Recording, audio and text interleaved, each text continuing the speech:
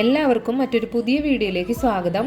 പാലക്കാട് നിന്ന് നേരെ വരുമ്പോൾ ചിറ്റൂരിലേക്ക് പോകുന്ന റൂട്ടിലാണ് നമ്മുടെ ഷോപ്പ് ഉള്ളത്. നമ്മുടേത് ഹോം മെയ്ഡ് കേക്ക് ഷോപ്പാണ്. ഒരു പക്ക ബേക്കറി ആക്കാൻ എനിക്ക് അത്രയ്ക്ക് താല്പര്യമില്ലാത്തത് കൊണ്ടാണ് പ്രീമിയം കേക്ക്സും ചോക്ലേറ്റ്സും ഐസ്ക്രീമും പ്രീമിയം ബിസ്ക്കറ്റ്സും പിന്നെ ബർത്ത്ഡേ റിലേറ്റഡ് ആയിട്ടുള്ള ഐറ്റംസുമാണ് നമ്മുടെ ഷോപ്പിലുള്ളത്. ഭാവിയിൽ ഇരുന്ന് കഴിക്കാനുള്ള സൗകര്യം ചെയ്യുന്നുണ്ട്. കൂടെ ഹോം മെയ്ഡ് പാക്കഡ് ജ്യൂസും ചെയ്യാനുള്ള ആലോചനയിലുണ്ട്. കുറച്ച് കൂട്ടുകാർ കുറേ സംശയങ്ങൾ ചോദിച്ചിട്ടുണ്ടായിരുന്നു. കേക്ക് ഷോപ്പ് ആകുമ്പോൾ കേക്കിൻ്റെ എക്സ്പയറി ലൈഫ് സംബന്ധിച്ചാണ് കൂടുതൽ പേരും ചോദിച്ചത്.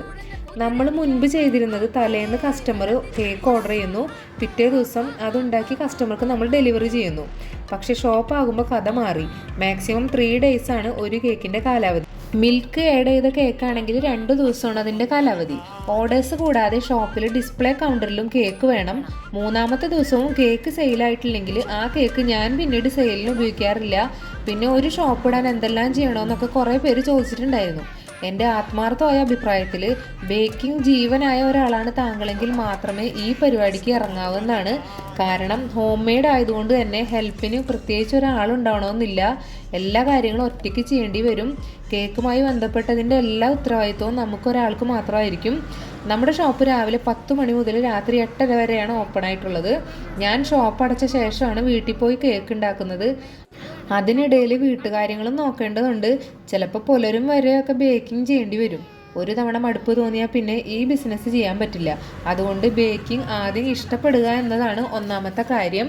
പിന്നെ നല്ല ഏരിയകളിൽ ഷോപ്പ് നോക്കുക. അവരവരുടെ ഐഡിയക്ക് അനുസരിച്ചൊക്കെ ചെയ്യാവുന്നതാണ്. അപ്പ് ആൻഡ് ഡൗൺസ് ധാരാളം വരുന്നൊരു മേഖലയാണ് ഇത്. അതുകൊണ്ട് ഇതെല്ലാം നേരിടാനുള്ള മനക്കെട്ടി ആദ്യം ഉണ്ടാക്കിയെടുക്കേണ്ടതാണ്. ഇത്തരം കാര്യങ്ങളാണ് ബേസിക്കായിട്ട് വേണ്ടതെന്നാണ് എനിക്ക് തോന്നിയിട്ടുള്ളത്. പിന്നെ നമ്മുടെ കൈകൊണ്ട് നമ്മുടെ വീട്ടിലുണ്ടാക്കുന്ന ആഘോഷങ്ങളിൽ ഏറ്റവും ഒന്നാമനായിട്ട് നിൽക്കുന്ന കേക്ക് എന്ന മധുര രഹസ്യം ഒരാളുടെ നാവിൽ നിന്നും മനസ്സിലേക്ക് കയറിപ്പറ്റാൻ ഒതുങ്ങുന്ന രീതിയിൽ ഏറ്റവും നല്ല ക്വാളിറ്റിയിലും ടേസ്റ്റിലും വേണം ഉണ്ടാക്കാൻ. നമ്മുടെ ഷോപ്പിൽ ഏറ്റവും കൂടുതൽ സെയിലാകുന്നത് ബ്ലാക്ക് ഫോറസ്റ്റും വൈറ്റ് ഫോറസ്റ്റും ആയതുകൊണ്ട് തന്നെ ആ കേക്കുകൾക്കാണ് ഞാൻ ഏറ്റവും കൂടുതൽ പ്രാധാന്യം നൽകുന്നത്. വില കൂടിയ കേക്കുകൾ ഓർഡർ അനുസരിച്ച് മാത്രമാണ് ചെയ്യുന്നത്. 1 മണിയോടെ വീട്ടിൽ നിന്നും ഓട്ടോ വിളിച്ച് കേക്കുകൾ ഷോപ്പിൽ എത്തിച്ച് ഞാൻ തന്നെ ഷോപ്പിലിരിക്കും. കേക്കിൽ പേര് എഴുതുന്നത് ഒരു ടാസ്ക് ആയതുകൊണ്ട് തന്നെ കേക്ക് ഡാമേജ് ആകണ്ടെന്ന് ഓർത്താണ് ഞാൻ തന്നെ ഷോപ്പ് മെയിൻറ്റെയിൻ ചെയ്യുന്നത്.